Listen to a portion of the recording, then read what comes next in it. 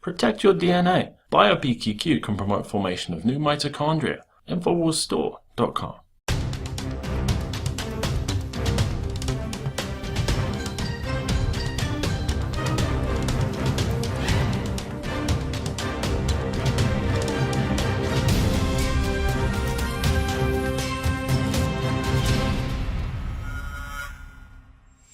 Welcome to the Infowars Nightly News. I'm David Knight. It's Monday, June 1st, 2015. Here are our top stories.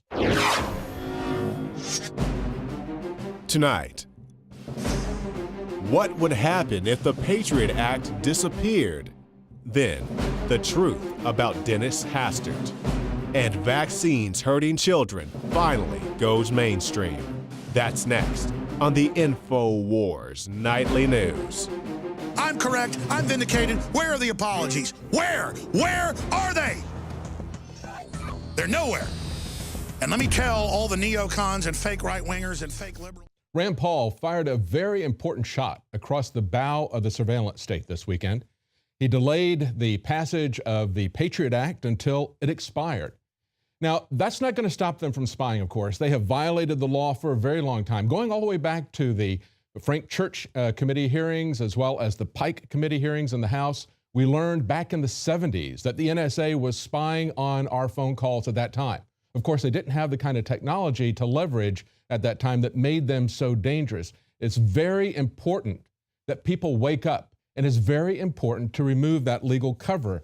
The next time you hear Marco Rubio or Lindsey Graham or Richard Burr brag about how we need to have this surveillance state, fear-mongering about how we need to have this surveillance state, remember the lies that we've been told by them, the lies that have been exposed.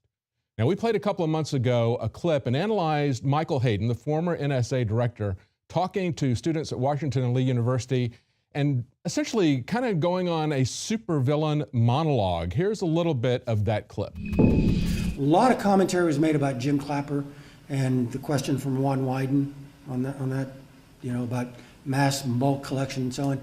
Jim's answer was horrible, all right? And Jim's an honest guy. He just hosed it horribly. Yeah, he lied. Let's continue.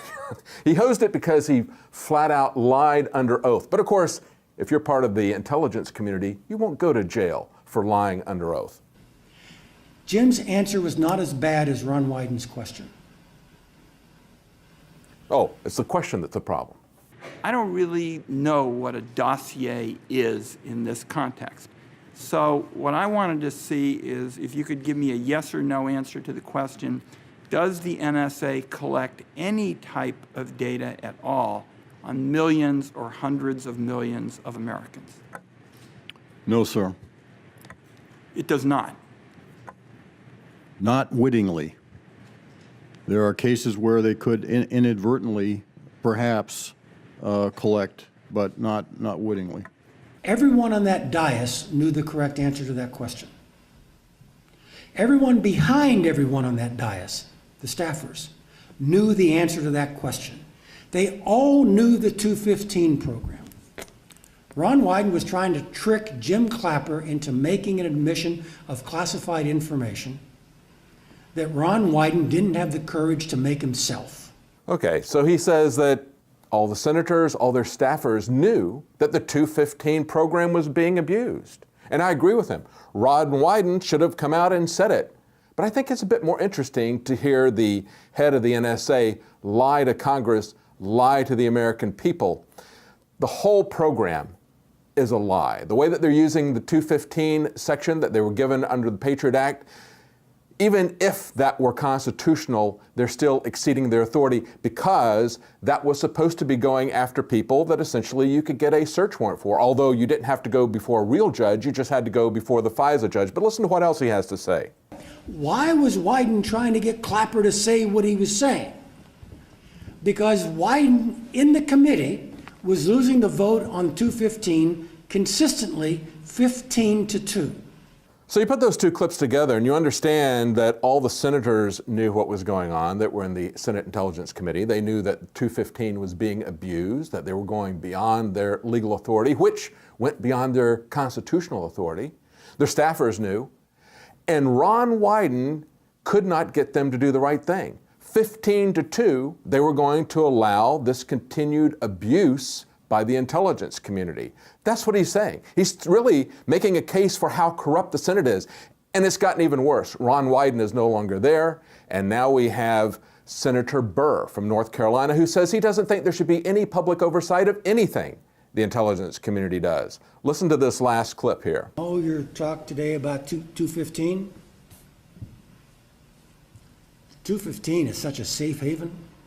215 is legislated by Congress. I was doing metadata collection under the President's raw Article 2 authorities from October 7th, 2001 forward.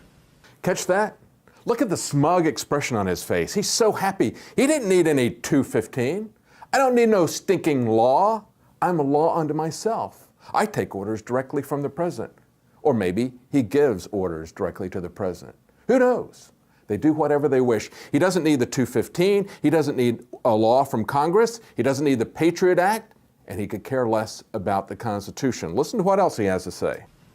The 215 program doesn't begin with the Patriot Act. It begins with the private order I got from President Bush. And we decided it was lawful and consistent with the President's authorities as Commander-in-Chief. Yeah, we decided what the law is.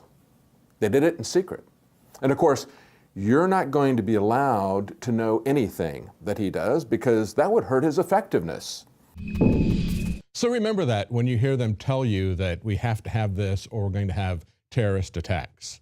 They were lying about it then, and as you saw in that clip, Michael Hayden says, how dare Ron Wyden force James Clapper to lie in front of everybody? Ron Wyden, he said, knew what was going on. All the staffers knew what was going on. All the other senators knew what was going on. And he did that because they were all on board with the lies that the NSA is telling you. But of course, now they're going to tell you to watch your back. We're at the mercy of the terrorists. We're at the mercy of the boogeyman. Understand, the biggest conspiracy theorists, the biggest fear mongers are the conservatives who support the surveillance state. But look at some of the jokes that people have made about this, because it really is a joke. We have an article up on Infowars.com. What will happen if the Patriot Act expires? So take a look at some of these cartoons. Of course, you're going to have the ISIS flag flying over the White House. You're going to have the Death Star cut loose on the U.S., on the entire world. You've got a shot there from Independence Day where the lightning beam comes down just before the White House itself explodes. And then my favorite, you've got the zombie, the giant zombie, bin Laden, will rise from the dead and will terrorize America. Yeah. And you know what? That's not that much of an exaggeration from what they are telling us. Rand Paul put it this way. People here in town think I'm making a huge mistake. Some of them, I think, secretly want there to be an attack on the United States so they can blame it on me. One of the people in the media the other day came up to me and said, oh, well, when there's a great attack, aren't you going to feel guilty that you caused this great attack? And it's like, the people who attack us are responsible for attacks on us. Do we blame the police chief for the attack of the Boston bombers? The thing is that there can be attacks even if we use the Constitution, but there have been attacks while collecting your bulk data.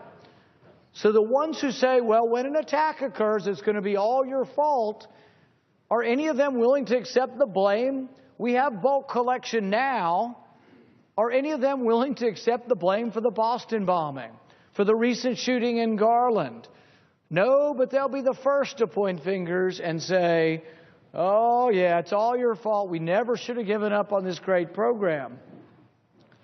I'm completely convinced that we can open the Constitution, use the Fourth Amendment as intended, spirit and letter of the law, and catch terrorists. So remember that in spite of these Michael Hayden confessions, in spite of the revelations from Edward Snowden, in spite of the fact that we had conservatives wringing their hands after the Snowden revelation saying, now all of our enemies know exactly what we're doing. Now the tack that they're taking 2 years on is just to boldly lie about it as if they were Bill Clinton caught red-handed in an affair. And of course, one of the lead players is one of the guys running for president, Marco Rubio. Here's Jakari Jackson's report on that.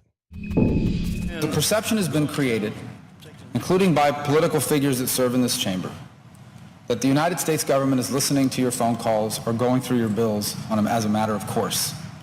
That is absolutely categorically false. The next time that any politician, senator, congressman, talking head, whatever it may be, stands up and says that the U.S. government is listening to your phone calls or going through your phone records, they're lying. It just is not true. Except for some very isolated instances, in the hundreds, of individuals for whom there is reasonable suspicion that they could have links to terrorism. That was Senator Marco Rubio trying to assure you that nobody is monitoring your activities, and anybody who tells you otherwise is being untruthful. Well, I'm very curious if Mr. Rubio knows about the remarks of the former CIA chief in Wired magazine bragging about how they'll spy on you through your dishwasher. And I'll be the first person to tell you I don't believe everything that comes out of the CIA, but I can believe this because it wasn't something that they got caught doing and had to own up to it. It was something that they were bragging about and actually very proud of. Yes, there are people who do terrorist activities who are being monitored, but plenty of everyday people as well. And I'm limiting my list of examples to a few. There are plenty other ones that you guys can easily find on the internet. Just look into, there's actually a movie that came out, Terms and Conditions May Apply, where there's a gentleman, I believe he was a writer for CSI or one of those crime stories or crime shows, and he was doing searches on how to murder somebody and get away with it, and somebody shows up to his house. You're trying to kill your wife. This really happened, and that's just one example. But now let's talk about things that happened around the Boston bombing. We'll start with this clip. Anyway, now obviously it was a voicemail. They could try to get the phone companies to give that up at this point. But if it's not a voicemail, it's just a conversation. There's no way they actually can find out what happened, right? Unless she tells them. No, there is a way. We certainly have ways in national security investigations to find out exactly what was said in that conversation. The point I'm trying to make with this clip is that these guys had their conversations recorded before they were listed as suspects. It's not just the Tsarnaev brothers, it's you as well. And anybody said, well, I don't care about that because they're guilty of sin or whatever else. Well, how about this lady? This is a woman in Long Island. Her family had a visit by police officers because after the Boston bombing, they just happened to be searching for pressure cookers and backpacks. And then John Law came and knocked on their door. Once again, these people were no official suspects in any crime, which means people were monitoring their activities. And that's just one example. So with that being said, any of these guys who are trying to convince you, including Marco Rubio, that nobody is monitoring your telephone conversations or your internet traffic or looking at the things on your phone, if they wanted to, could they do that? Absolutely. Keep that in mind as things go forward, and you can find more reports on the Alex Jones channel on YouTube. So in spite of the fact that they've been doing dragnet surveillance, they haven't been able to prevent something like the Boston bombing. And of course, all of the so-called terrorist events that they have stopped have essentially been created by the FBI.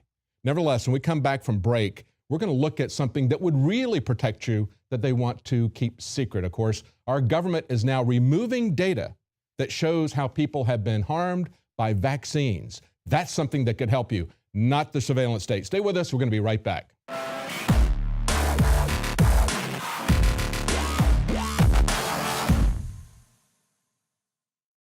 Another major health threat, this one in Toledo, Ohio, where everybody in the entire city has been told not to drink the water. Ohio's governor declaring a state of emergency. Did you know that the average person uses about 80 to 100 gallons of water at home every single day? If there's a water emergency, will you be prepared? Panicked residents forming long lines throughout the day. We're here at a supermarket in Toledo. You can see the shelves empty where water once was. To stay safe and healthy during a crisis, you must have access to safe, clean water. Water which will not be available at your local grocery store. There's a mad dash on right now to stock up on supplies. The ProPure Pro 1 G2.0 water filtration system is a must-have for every modern, independently minded household. Protect your family's safety during an emergency. Go to InfoWarsStore.com today to purchase your ProPure Pro 1 G2.0 water filtration system or call 1-888-253-3139. Used since before the days of the Roman Empire to support the body's natural systems and enhance overall health. Introducing the new InfoWarsLife.com oil of oregano formulation, a highly advanced nutraceutical form of this key herb that has been traditionally used by civilizations for thousands of years to promote health. We have now procured the most high quality and potent forms of oregano oil on the market, sourced from top leading manufacturers to ensure a concentrated level of bioactive ingredients ingredients extracted directly from the wild herb and sealed in easy-to-use capsules. You will no longer need to endure the burning of liquid oregano on the tongue. Wild crafted from the Mediterranean oregano species that experts agree is one of the most powerful and most challenging to acquire. This winter season, it's more important than ever to secure this true form of oil of oregano. Now available in our limited first run at InfoWarsLife.com. That's InfoWarsLife.com or call 888-253-3139.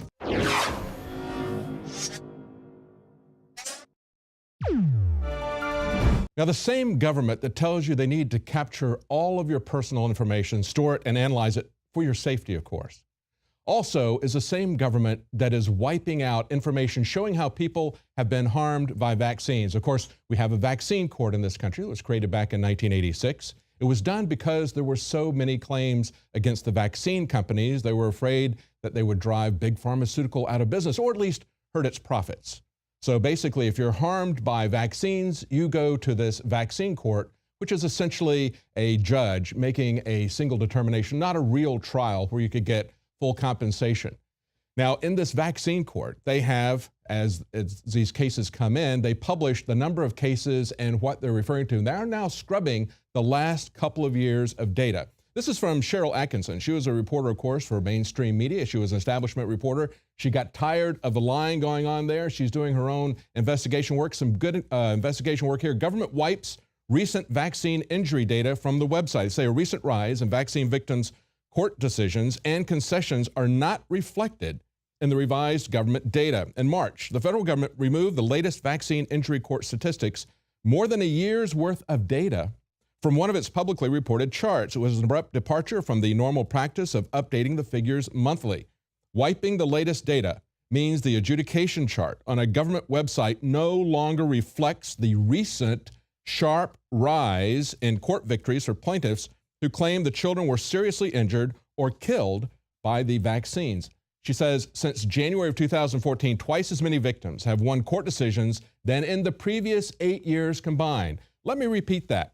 Twice as many victims have won court decisions since January of 2014 than in the previous 8 years combined. So we have a judge that ruled the evidence showed that vaccines are more likely than not cause the plaintiff's injuries. That's when they win the case. She says also on the rise is a number of vaccine injury cases that the government has conceded. That is up 55% in just over a year. And as you start to look at these charts, it is really amazing. They've scrubbed essentially this rapid rise in injuries has been scrubbed. And of course, they say that's to maintain compatibility and with consistency with the CDC figures. Well, why don't the CDC figures report the data accurately, we could ask. Now, we see this is not just in the United States, it's also in the UK.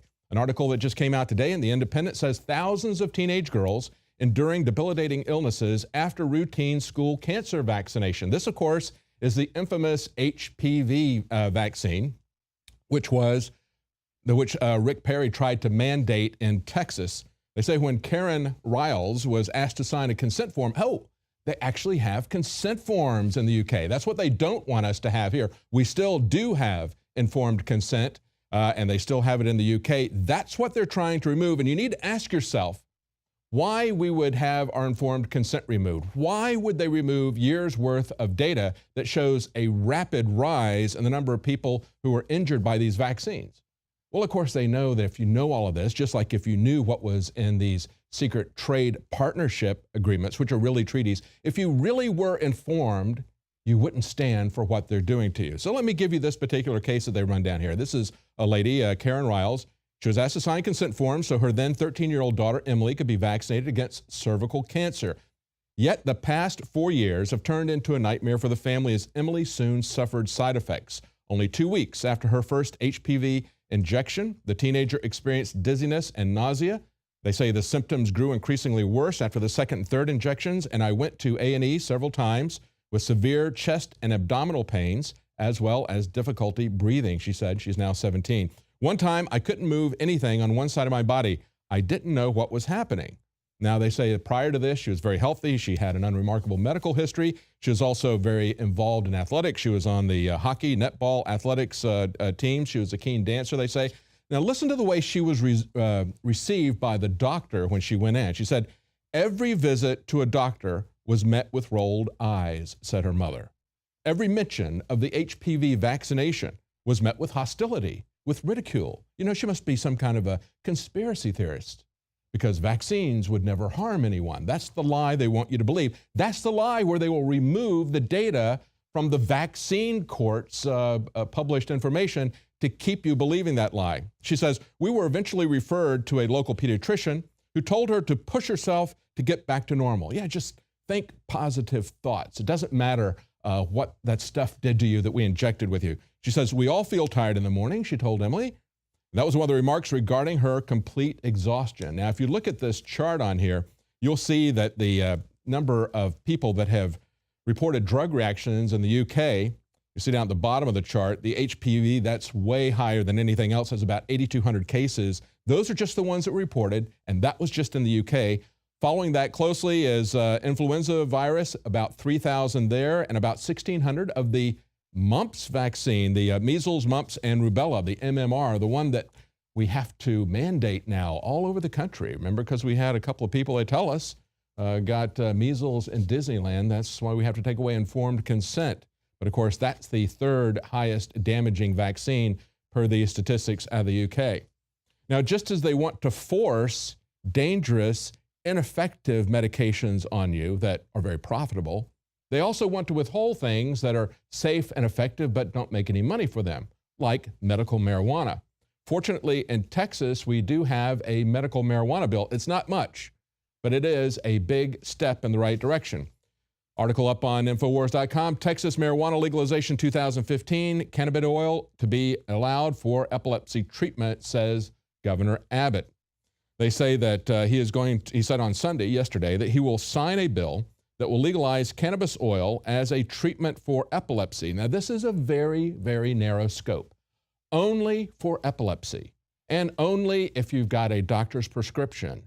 And I haven't seen all of the details about how you get that, but I've heard reports that, of course, you're going to have to try all the other therapies that are offered by the big pharmaceutical companies before you will be allowed to do that. Nevertheless, there's about 150,000 people in Texas, they presume, that are suffering from epilepsy that cannot get any relief from pharmaceutical synthetic drugs. And so they are going to graciously allow them to do this. But this brings up a key question.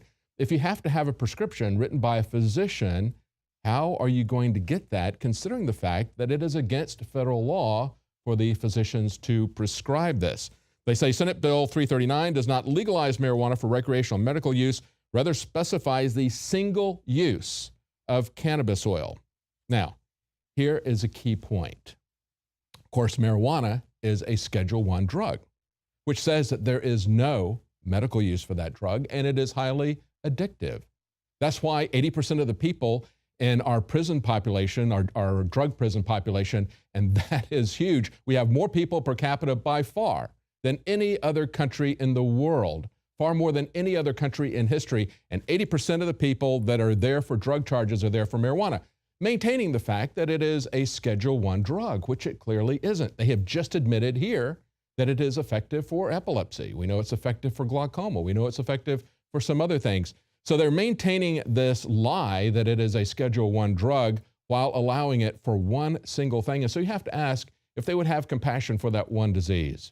Why wouldn't they take David Simpson's approach, a Texas legislator who offered a bill that would essentially remove marijuana from the Texas legal code? It is a natural substance. The government should not be regulating it, and the federal government has absolutely no constitutional authority to do that. That's why they created a separate amendment for alcohol. That's why we have two of those amendments in there. Now, in another related story, of course, we learned over the weekend that Joe Biden's son, Beau Biden, contracted brain cancer suddenly and died over a very short period of time. A very sad story, and it's even sadder, I think, when we look at what we know about medical marijuana and about Joe Biden's role in keeping it off of the market, keeping it away from patients. We learned back in November, yet another study came out that marijuana kills brain cancer cells. The active molecules in cannabis kill brain cancer, says yet another study. Scientists using an extract of whole plant marijuana, rich in pot's main psychoactive ingredient, THC, as well as CBD, showed dramatic reductions in tumor volumes of a type of brain cancer. And they say marijuana kills cancer in proportion to its dose and duration of treatment, researchers found. And they found that whole plant cannabis that was rich in THC was more efficacious than pure lab-grade THC alone. Now, think about that. And then think about that in February of last year, Joe Biden came out and bragged about how he was the guy who gave us drug czars. How, in spite of the fact that they had just had an election in D.C. saying they were going to legalize marijuana, he was going to hold hard against that. Here's some of the quotes that Joe Biden said about how he approached marijuana. He said in the Senate, Biden was, this is from Time magazine, Biden was on the forefront of the Democrat Party's war on crime, he said. It's a war of drugs. Authoring or co-sponsoring legislation that created the federal drug czar and mandatory minimum sentencing for marijuana. So he's the guy that gave us our first drug czar. Remember when we had William Bennett, we had our first czar. We went full-on authoritarian, like one of the worst Russian rulers. We took that name on. We came up with mandatory minimums. That was Ronald Reagan and Joe Biden in there, sending people to jail for a massive amount of times. So many people going to jail for so long that they had to let out violent criminals so that they could fulfill the mandatory minimum requirements of Joe Biden and Ronald Reagan. And so he says, I'm not only the guy who did the crime bill and the drug czar, but I'm also the guy who spent years when I was chairman of the Judiciary Committee, chairman of the Senate Foreign Relations Committee, trying to change drug policy relative to cocaine, for example, crack and powder. That was probably about the same time that the government was bringing in crack cocaine to finance the Iran-Contra scandal. But isn't it sad that just as we saw with Dennis Hastert being hoisted by his own petard, he's facing jail time, not because of sexual crimes that have long since passed the statute of limitation, even though he should be going to jail for that. No, if he goes to jail, it will be for structuring his cash withdrawals, something that he put in the Patriot Act, something he helped to shepherd through with the Patriot Act. And so here we see yet another one of these politicians whose family and who has personally been struck by the consequences of the evil laws that they have passed. Joe Biden's son dying, perhaps, I don't know, but perhaps he could have been helped. Perhaps his life could have been extended. Perhaps he could have even have been cured. But no, we can't have safe and effective medication. We need drug czars and we need mandatory minimums. Stay with us. We're going to be right back, and we're going to talk about the TPP and how easily politicians have been bought. Stay with us.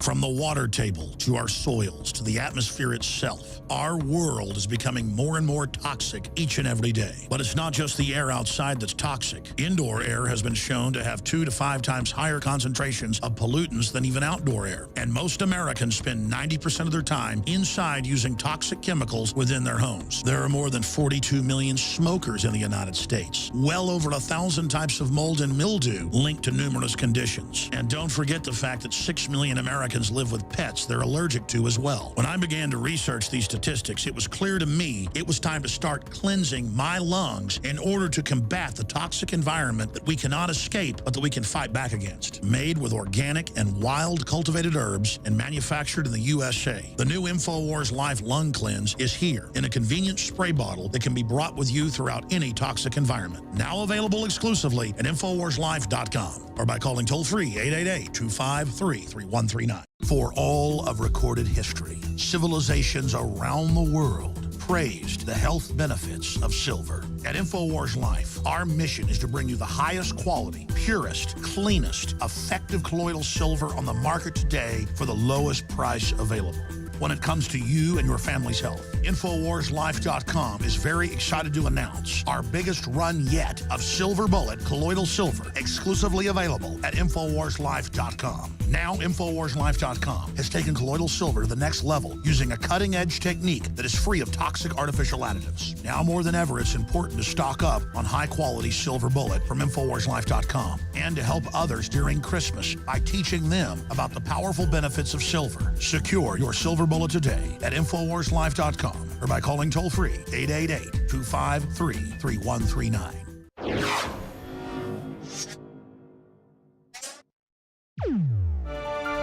As The Guardian points out, last week was the best of weeks and the worst of weeks for Dennis Hastert. Of course, he began the week by closing on a $25 billion merger between a couple of the largest tobacco companies, creating a 34% market share for the resulting company. That's what these guys do. Of course, Dennis Hastert and the rest of the politicians, just as we see with the Trans-Pacific Partnership, the Transatlantic Partnerships, we see that what they're trying to do is consolidate ownership of everything to one or two companies. That's what all these companies are trying to do. That's their mechanism. And of course, people like Dennis Hastert, they're their guys. They're the go-to guys that they go to for this. But then, of course, by the end of the week, he had been caught in something that may send him to jail for 530 years. Not the sexual assault, but the Patriot Act, structuring of cash, the war on cash, the criminalizing of cash that he put into the Patriot Act. That may wind up sending him to jail for 530 years. Now, it's interesting to look at this, of course. It's what they do. They lobby federal regulators. They say, and look at the money that he's making as he's doing this, as he's creating these monopolies for various industries. They say even though he was employed as a lobbyist, he was still getting paid $40,000 per month. $40,000 per month. That's just his retirement benefits from being Speaker of the House in Congress. But then, of course, he also had speaking fees. He had consultancy fees. He sat on the board of CME Group. That's the Chicago-based financial giant that owns things like the entire Chicago Board of Trade. Okay, he's on the board of directors of that. What's he been doing? Well, he's been working for the government of Turkey. He's been working for big energy, for real estate interests, for spa services. I wouldn't think that would be too large. But then, of course, big tobacco. And of course, one of these companies that merged with Reynolds, Lorillard Tobacco, had paid him $2.6 million in 2011, $2.3 million in 2012, $2.7 million in 2013. So isn't that nice how that all worked out? He was just a high school wrestling coach, and he had a penchant for evidently sexually molesting his students, and he's pulled out of that and put into a position of authority because they can control him. And it certainly paid off handsomely. But he's not the only one, of course. We've got an article up on Infowars.com tracking how little it cost to buy congressmen. He had a pretty high price, but the other guys will sell you out a lot cheaper than that. This is how little it costs Goldman Sachs to bribe America's senators in order to fast-track Obama's TPP bill. And what we see here is a chart. And if you look at the chart, you'll see Goldman Sachs up at the top, way more than anybody else contributing to an organization called the U.S. Business Coalition for TPP. Now, what they did was they took data from the FEC, the Federal Election Commissions, and they looked to see who were the biggest contributors to this pro-TPP lobbying group. Then they looked to see who got the money. But let's first look at the contributors. We've got Goldman Sachs out there, more than 2-to-1 over the number 2, which is UPS. FedEx is also pretty close up there as well. So I guess you're going to see a lot more business being shipped back and forth if they have this trade agreement. I don't know how much you get paid for shipping a job. I don't know if you ship jobs using UPS and FedEx. I think you use something else for that. But then, of course, the banks are there quite a bit. Citigroup, others. Facebook is there. And then, of course, we see media companies like Time Warner and Viacom. They say it didn't cost that much, actually. They spread the cash around. You remember at the beginning of the week, there was that filibuster from Democrats, and basically they weren't really trying to stop the bill. They're just saying, you're going to have to pony up with more cash. That cash turned out to be $1.1 million. They say of the total given, an average of $17,676 was donated to each of the yes votes. They say that average Republicans got $19.6, the average Democrats got $9.7 thousand. And it's interesting that you see a couple of the names that have really been fighting hard to stop Rand Paul on the Patriot Act. We see Senator Richard Burr of North Carolina got $60,000, because we were just talking about the averages. And then we see Chuck Grassley of Iowa got $35,000. Some others get some special mention on this. We need to remember who stood for this and who caved in for it. Now, of course, in this article, one thing that they got wrong was the votes. They crossed the votes up. The people who voted to stop the filibuster, and that was unanimous for Republicans that were there. Nevertheless, when it actually came to the Fast Track Authority, there were 5 Republicans who stood up against this. And that was Rand Paul, Pete Sessions, both of whom had actually looked at the Trans-Pacific Partnership. Most others hadn't. Also, Mike Lee stood against that, and 2 others stood against the leadership and stood against the Fast Track Authority. And of course, the Fast Track Authority that Ted Cruz and Marco Rubio and Lindsey Graham, people who are running for president, the Fast Track Authority that they signed onto essentially lies to us, telling us that this is not a treaty. And we know full well that it is a treaty. By definition, it is a treaty. It's an agreement over commerce between one or more nations. That is a treaty. But they lie to us. They tell us that it is a trade agreement. They tell us that it is a partnership, so they can get it through the Senate without the required 67 votes. So when you see a senator who signed onto this, understand that they have betrayed you at a fundamental level, even before you see what's in these secretly negotiated trade agreements. But if you think the senators sold out cheap, the trade representative, the key trade representative, held out for a lot more. This is an article from Liberty Blitzkrieg, and they say how Obama's top trade representative, Michael Froman, received millions from Citigroup during the financial crisis. And of course, he's being paid very well by the people who are lobbying for this. In a press release, groups that are opposed to the TPP and the TTIP highlighted the links between Citigroup, which has lobbied extensively on those, and the Fast Track Authority, and with Michael Froman, who is the U.S. trade representative, who is negotiating. He's taken the lead in these secret negotiations with the 400 or so corporate lobbyists that we're not allowed to see, because you and I, the American public, we're not stakeholders anymore. These people own everything. They are the stakeholders. They say he received more than $4 million and a golden parachute from Citigroup upon leaving the large financial institution to join the Obama administration in 2009 and began these trade negotiations. They say no one is pushing harder to pass the multinational corporate giveaway masquerading as free trade known as the Trans-Pacific Partnership, TPP, than Obama's top trade representative, Michael Froman. This is what the New York Times points out. They say he previously worked for Citigroup, on the largest recipients of taxpayer bailout money. See, that's why we're saying this is not free trade. This is crony capitalism. This is written by the same banks and the same big corporations that benefited from the bailouts, especially the banks. This is a guy who got millions as part of that bailout, and now he is doing it again. And that's precisely what is going on with this. This is nothing but crony capitalism for the benefit of a few, selling your jobs, exporting your jobs, and importing workers. They say, noting deep ties between the country's top trade negotiator and Wall Street banks, 10 groups that represent millions of Americans are calling on the White House to make public all communications between the U.S. Trade Representative Michael Froman and the massive financial institutions that stand to benefit from proposed trade deals. Well, good luck with that. We can't get the emails of Hillary Clinton.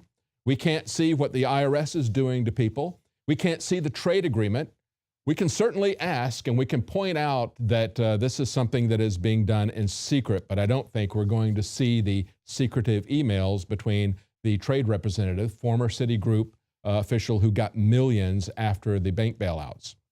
Now, next week, we're going to have the beginning of the Bilderberg meeting. If you want to talk about people who are planning the economic downfall of the West, go to the Bilderberg meeting and see who is in attendance there. And of course, we do that every year. This year, we're going to have Paul Joseph Watson again.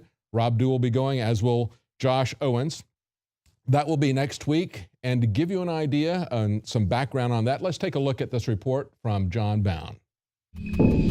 I continue to be much more concerned when it comes to our security with the prospect of a nuclear weapon going off in Manhattan. The Bilderberg Group will coalesce June 9th through the 14th in the Austrian mountains at the Inner Alpen Hotel. How many of these instigators of widespread tyranny will be discussing their million-dollar safe bunkers between meetings as they hide like moles while their hellish plans are unleashed on the gullible masses? It's called a panic room. What? A safe room. Castle keep in medieval times. Poured concrete walls, buried phone line not connected to the house's main line. You have your own ventilation system and a bank of surveillance monitors that covers nearly every corner of the house. What's to keep someone from prying open the door? Steel. Very thick steel.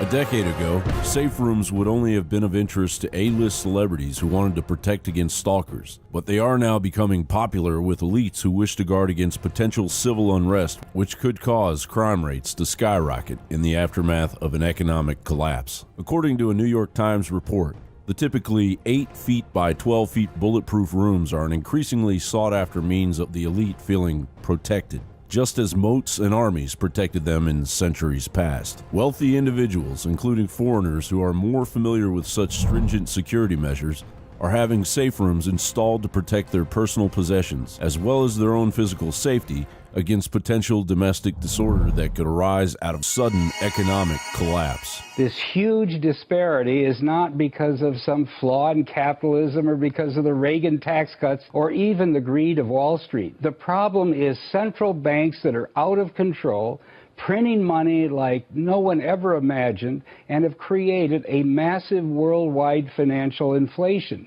And when you have a financial inflation, the people that own the stocks and the bonds get the windfall. After 9/11, he got requests for 1 or 2 safe rooms a year, but that number has recently jumped to more than 20 rooms annually. Probably do about 25 this year, did about 21, 22 last year, but we're looking at possibly going up to maybe 30 the following year, so we just see an increase every year. The notion that the elite are making preparations for mass civil disorder is no conspiracy theory. Fearing global unrest and the possibility of another major conflict, many members of the elite have been buying remote property and land in places like New Zealand. A lot of very wealthy and powerful people are quite afraid right now. They see us on an unstable trajectory.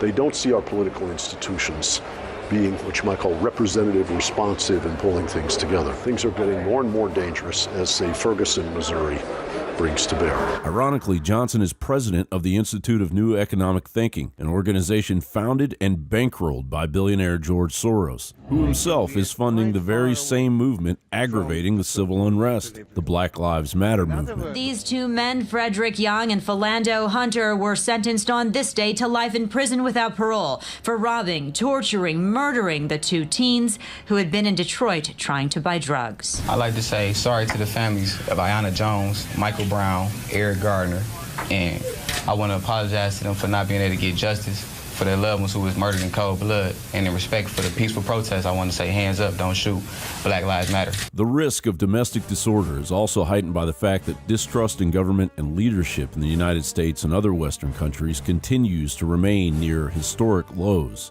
Corruption, social alienation, and lack of community, all of which were contributing factors to the 2011 London riots, are all creating a powder keg situation that could blow at any moment. The United States government's inability to fund social programs could also lead to the seizure of private pension funds. The euro, the creation of the euro, was all about not creating a strong Europe, but it was, because he's not European, he's Canadian-American. It was about making sure that each nation would no longer have control of its own fiscal fate, that they would be stuck competing against each other by reducing services and provided by the government. So that you keep cheapening your workforce. And he was very blunt about it, that that's the purpose of it. It's not to make Europe stronger, it's to make the nations within Europe impotent. And that was his philosophy. So. And that's the same thing with NAFTA and GATT. Ross Perot was right. The race to the bottom, and we got the SPP, North American Union documents 3 years ago when Judicial Watch sued and got them. And they said they had all these corporate chiefs there at the governmental meeting telling the Secretary of State of Mexico, Canada, and the United States what to do. And they said, we're going to lower the U.S. and Canada to the level of Mexico, just as we've done with the euro. So there's nowhere to run, nowhere to compete. And now we're going to play nations off against each other all over the world, Asia, European Union, North American Union, to basically get all the tax money for bankers as bailouts and take people's pension funds. And now we see Bloomberg reporting that federal regulators are preparing to take at least half of people's pensions in the U.S. As real wages drop, it will also become increasingly harder to pacify younger generations via consumer culture. Lifestyles built around the acquisition of products will become harder to maintain as the economic environment worsens. These factors, when combined with further police brutality and a growing sense of injustice, almost guarantee to cause more civil unrest over the next 2 years, fulfilling economist Martin Armstrong's prediction that a serious political uprising will erupt by 2016 in the United States. John Bound for Infowars.com. Well, that's it for tonight's show. If you're not a subscriber and you're watching on YouTube, please subscribe to our channel there. And if you're not a paid subscriber to Prison Planet TV, please consider supporting our operation financially. Paid subscribers see the news every night as it happens instead of waiting another day to see it on YouTube. And you can share it with up to 20 of your friends and families, as well as all of Alex Jones's documentaries. Well, that's it for tonight. Join us again tomorrow at 7 Central.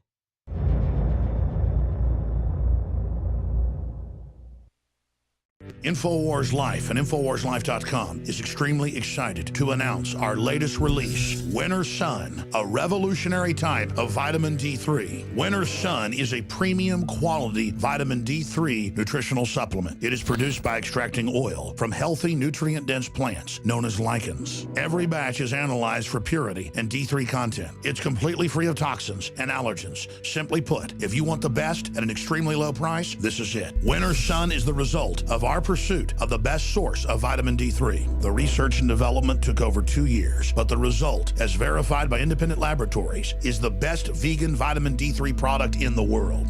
Read the facts at InfowarsLife.com about Winter Sun Vitamin D3. Not only does vitamin D3 promote a healthy mood, but vitamin D supports our memory and brain function, something the globalists are targeting. Visit Infowars.com today or call 888-253-3139. You are watching the Infowars Nightly News, which airs 7 p.m. Central at InfowarsNews.com. And your support is helping us defend liberty worldwide.